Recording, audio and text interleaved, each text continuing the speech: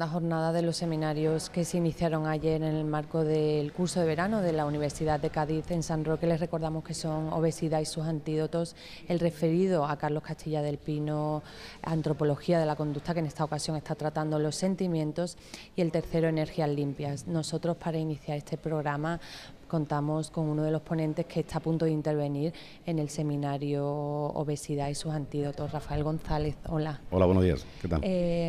Obesidad y sus antídotos, y muy importante, los hábitos alimenticios de los que usted va a hablar. Sí, precisamente la conferencia que vamos a impartir hoy pues va a versar sobre ese tema, ¿no? Sobre los distintos hábitos alimentarios y costumbres alimenticias que, bueno, pues que tienen las distintas comunidades, fundamentalmente comunidades asentadas aquí en nuestro país, comunidades de inmigrantes, y luego también pues daremos un repaso fundamental a las prohibiciones, vetos o incluso prescripciones que hacen algunas religiones, ¿no? Nos basaremos fundamentalmente, hablaremos del cristianismo, de los alimentos que nos permiten y nos prohíben comer, así como del judaísmo, el hinduismo, es decir, vamos a dar pues una visión un poco amplia de las distintas religiones que... ¿Qué religiones, Rafael, tienden más a la obesidad? A la obesidad, pues fundamentalmente el cristianismo, ¿no? Sobre todo los católicos.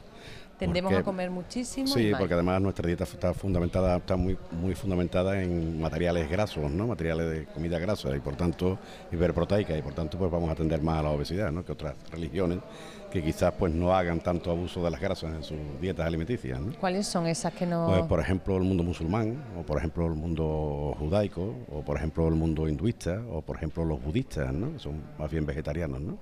Y esa es la dieta que deberíamos seguir, o bueno, adaptarla un poco, ¿no? Quizás no, yo creo que hay que coger de todo un poco, permitir de todo un poco y prohibir también de todo un poco, es decir, lo que no son buenos, como siempre, pues son los abusos, ¿no? Si lo pienso yo ahora mismo, es muy raro ver a islamistas obesos. Pues sí, pues llevan más bien una dieta, ya les digo, una dieta vegetariana, poco consumo de carne, o quizás consumo poco de carne con pocas grasas, ¿no? Y por lo tanto, pues eso va a influir evidentemente en la alimentación y por tanto va a influir en la obesidad o la delgadez de las personas, ¿no? Muy interesante, Rafael. Muchísimas gracias. Esperemos que así lo y que salga todo bien ahora. Muy bien, pues muchas gracias a vosotros, ¿no? Bueno, pues nosotros vamos a seguir y además vamos a continuar con la ponente que ha impartido su conferencia a primera hora de esta mañana en el seminario Obesidad y sus antídotos.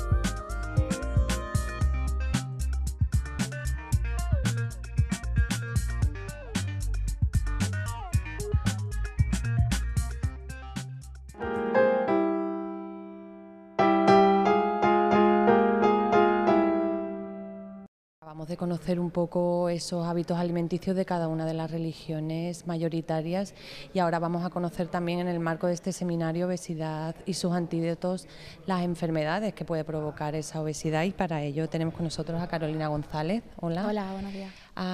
Acabas de impartir tu conferencia, tu ponencia. ¿Cuáles son las enfermedades más destacadas asociadas a la obesidad? Bueno, pues hemos hablado no solo de enfermedades físicas, sino enfermedades también en relación con la salud mental, Y dentro de las enfermedades físicas, pues quizás las más prevalentes que están relacionadas con la obesidad pues son la diabetes, hipertensión, patología coronaria, cardiovascular o enfermedad cerebrovascular, hasta incluso enfermedades de la piel, enfermedades cutáneas, problemas de fertilidad. Muchas. ¿Y las enfermedades mentales que puede provocar, Carolina? Bueno, pues puede producir desde simplemente ansiedad, incluso depresión, con intentos de autolisis, con intentos de suicidio, trastornos alimenticios, como pueden ser conductas de comer compulsivamente o comedores nocturnos. Muchas son las enfermedades derivadas de la obesidad. Nos comentaban ayer las ponentes de ayer que se están intentando controlar esa situación, rebajarla y que se empieza a pensar como la obesidad un gran problema de salud que se está provocando en nuestro país.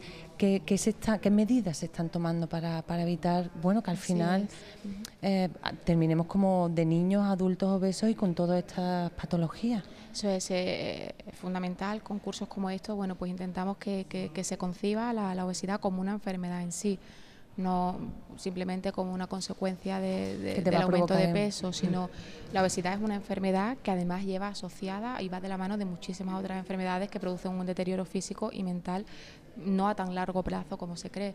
Entonces, pues quizá con cursos como estos para empezar a concienciar a la población, que la gente realmente sea consciente de las consecuencias de hábitos poco saludables, de hábitos de vida. Entonces, si empezamos desde ahí, pues a que la población tome conciencia, ya un paso, ¿no? Un paso, bastante al menos importante. Eso es un paso. Sí. Muchas gracias, Carolina. A vosotros. Gracias.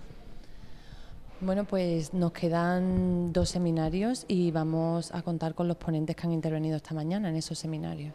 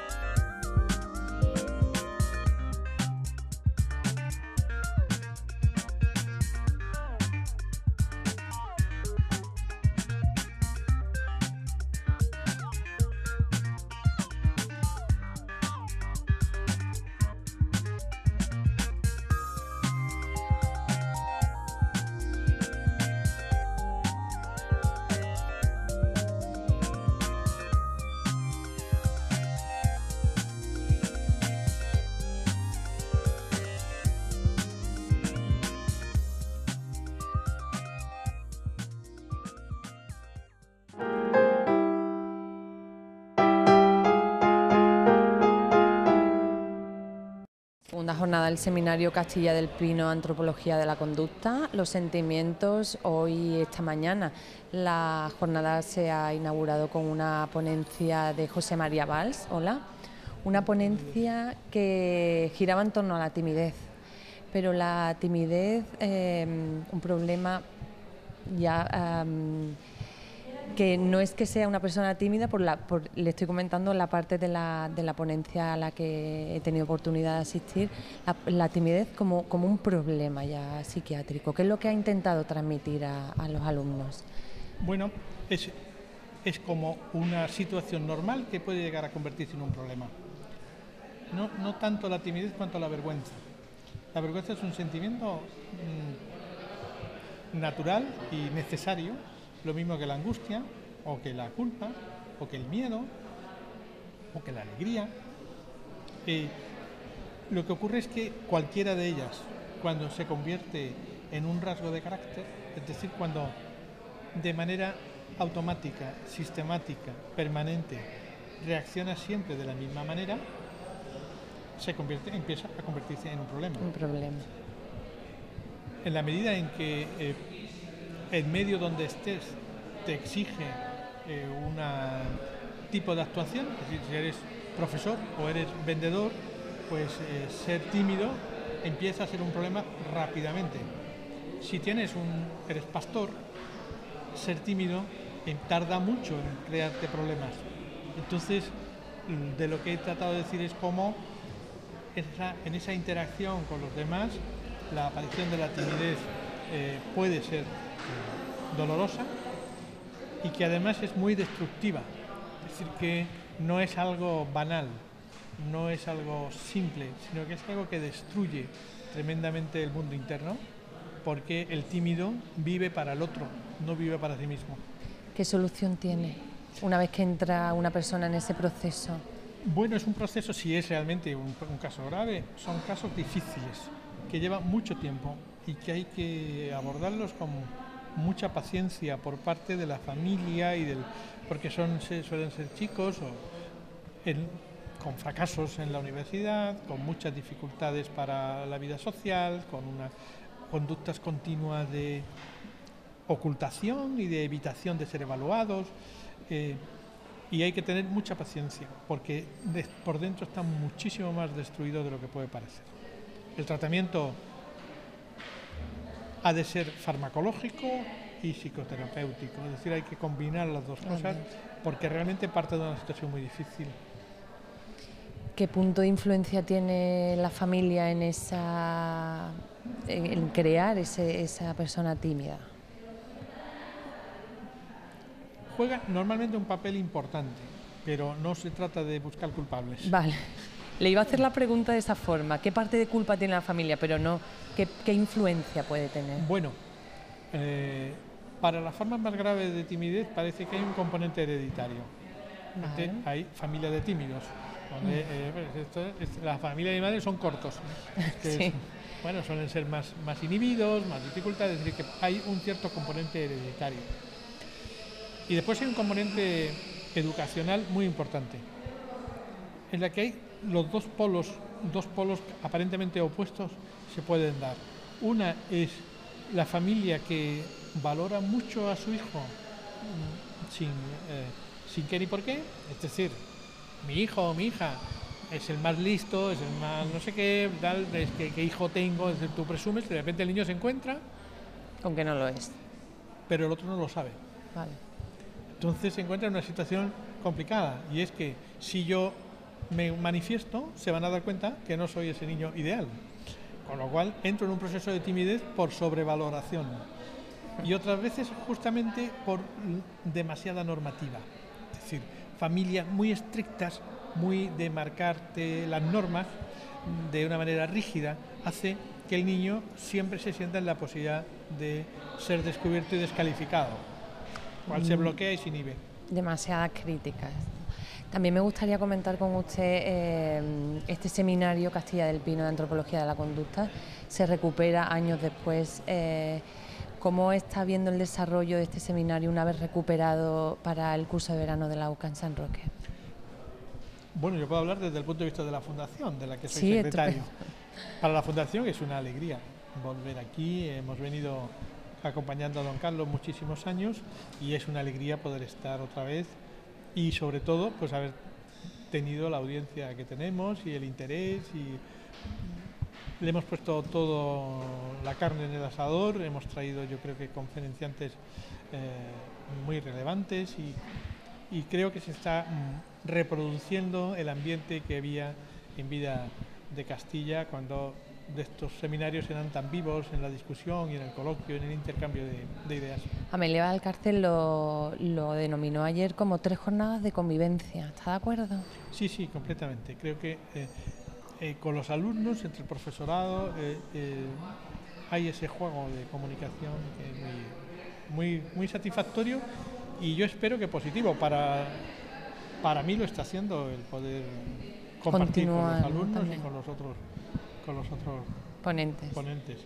José María Valls, muchísimas gracias por atendernos. Gracias a vosotros y al Ayuntamiento de este pueblo por tener esta estupenda Universidad de Verano. Muchas gracias, hasta pronto. Bueno, pues nosotros también vamos a contar con un personaje que seguro conoce también este seminario sobre Carlos Castilla del Pino.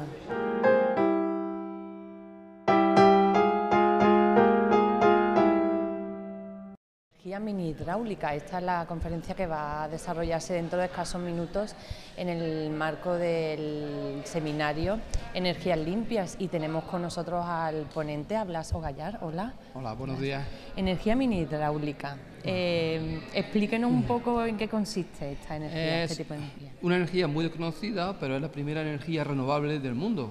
Es aprovechar el agua con saltos, de niveles, para producir energía eléctrica. Anteriormente se producía para mover una rueda de molino y ahora pues, movemos una turbina y producimos electricidad. ¿Para qué uso se está utilizando esta energía, este tipo de energía? Actualmente todo el mundo cuando va por la carretera ve un embalse, pues ese embalse tiene una turbina y esa turbina produce energía eléctrica, un alternador. Nosotros lo que estamos ahora es utilizando la antigua fábrica de luz que están abandonadas y la estamos volviendo otra vez a poner en marcha. Los combustibles fósiles tienen un precio muy alto y tenemos una energía muy barata que es el agua. Esa agua se puede utilizar para producir energía. ¿A qué población o a qué cantidad puede nutrir de energía? Todo va a depender de dos parámetros, de la cantidad de agua que tengamos y el salto que tengamos. Pero hay centrales, o mini, por ejemplo, que puede tener hasta 3.000-4.000 kilovatios, que puede abastecer a aproximadamente una población de 10.000 habitantes, o otras centrales de 50 kilovatios a una aldea o una pequeña pedanía de 100 habitantes. Todo depende ya de la producción que tengamos. Los orígenes de esto son los molinos de toda la vida que hemos conocido. Claro, todas estas centrales están basadas en los antiguos molinos harineros. Es decir, realmente las centrales eléctricas están basadas en aceñas, que eran antiguos molinos que se sentaban sobre pequeños saltos, que había una rueda de molino, que morían el trigo, la cebada, el maíz, y lo que se hace actualmente es antiguos saltos de molinos, transformarlos mediante unas pequeñas transformaciones técnicas y lograr que se genere electricidad con esa energía. Pónganos un ejemplo, ¿dónde se está usando ahora mismo este sistema? Bueno, hay casos más prácticos todavía. Ahora, actualmente yo vengo de Jaén, en Cazorla, el Ayuntamiento de Cazorla, el agua que entra a la ciudad de Cazorla, se está instalando una turbina para aprovechar toda esa agua, para producir energía, y esa energía usarla para el alumbrado público, por ejemplo. Con lo cual ya no estamos utilizando energía fósil, sino energía renovable. ¿Qué futuro, qué inversión, qué costes tiene este...? Futuro, el problema de este tipo de energía es el agua. El agua tenemos la que tenemos. Tenemos un cambio climático, ahí tenemos ciclos, tenemos problemas de poder analizar esa cantidad de energía. Futuro bastante, con nuevas aplicaciones, sobre todo poniendo en marcha las antiguas centrales, buscando nuevos aprovechamientos. Cuando se hace un embalse, se instala una turbina para producir energía. Se está buscando nuevos sitios donde instalar esas centrales. No tiene el auge que va a tener la eólica, pero aporta un porcentaje interesante de energía renovable. Muchísimas gracias. Muy bien. Gallar, que vaya todo bien en la ponencia. Estupendo, gracias hasta ahora. Bueno, pues con esta idea de energías renovables, de mini hidráulicas, aprovechar el agua para producir energía, nos quedamos y vamos a seguir hablando de más seminarios y de más ponencias que se están desarrollando hoy en el Palacio de los Gobernadores.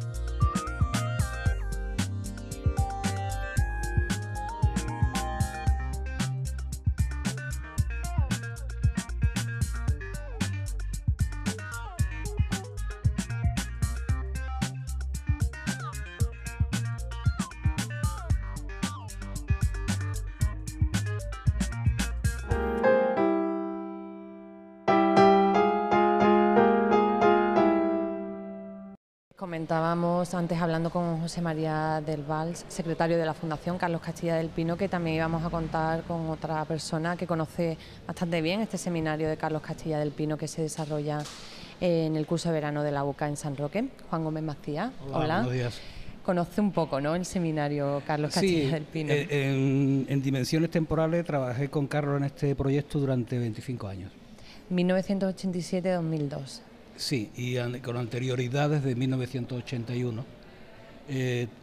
Fui colaborador suyo en programas y después, como nos unieron lazos de amistad y de mutua confianza, pues supuso un enriquecimiento en lo que a mí respecta muy grande, pero lo verdaderamente importante es la aportación que Carlos Castilla del Pino hizo al pensamiento español, a su disciplina científica, y que esas investigaciones que iba realizando las volcaba anualmente en los seminarios de antropología de la conducta, que se iban correspondiendo en algunos casos sobre libros o sobre temas que estaba desarrollando en libros en cada momento. ¿Cómo ha ido evolucionando este seminario desde que se inició? ¿Cuáles han sido los cambios o cómo valora ese desarrollo desde que comenzó? Yo creo que fue una aportación muy intensa desde el principio, desde el discurso de la mentira y teoría del personaje hasta Amor, Amar. Fue de una gran intensidad porque él recogía lugares vacíos en el pensamiento español o no suficientemente bien desarrollados, y desde una óptica interdisciplinar con las personas más destacadas en el panorama cultural español, de manera que en un seminario podía haber, pues recuerdo ahora por ejemplo El silencio, de un jesuita hablando de los silencios de Cristo, y podía haber un microbiólogo, o podía haber un antropólogo, o podía haber un filósofo, de manera que él siempre nos enseñó a mirar las cosas de distintos puntos de vista, para no solo tener un conocimiento interdisciplinar, sino para obtener distintas perspectivas sobre la realidad que se estudia o sobre la que se piensa. Este seminario, el de esta edición, ¿cómo lo está viendo una vez recuperado? Hombre, yo soy muy malo para enjuiciarlo, porque para mí ha significado mucho que se recupere este seminario, tanto como significó que se suspendiera la edición de los cursos del año 2010, ¿no? Fue un grandísimo error, y esto ha sido un grandísimo acierto, porque tanto Celia Fernández como Amelia Valcárcel son personas con suficiente tenacidad y compromiso con la obra de Carlos Castilla del Pino como para darle continuidad a estos seminarios, y que la cultura española siga nutriéndose de un campo de trabajo, de una forma de interpretar la realidad y de estudiarla que inauguró Carlos Castilla del Pino con una gran originalidad y también, por qué no decirlo, con una enorme valentía. ¿Cómo se ve desde fuera?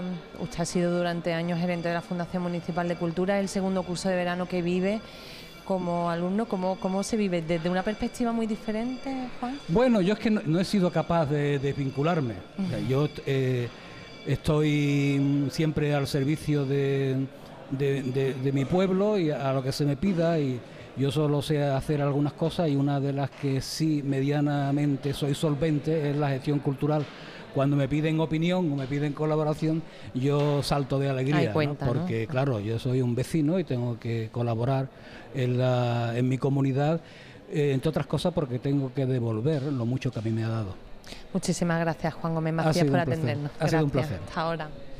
Bueno, pues con Juan Gómez Macías vamos a poner punto final a la transmisión de información de esta segunda jornada de estos seminarios. Mañana los seminarios La obesidad y sus antídotos, el seminario de Castilla del Pino, Antropología de la conducta, los sentimientos, y Energías limpias va a vivir sus últimas jornadas, y nosotros, como siempre, vamos a estar aquí en el Palacio de los Gobernadores para seguir informándoles.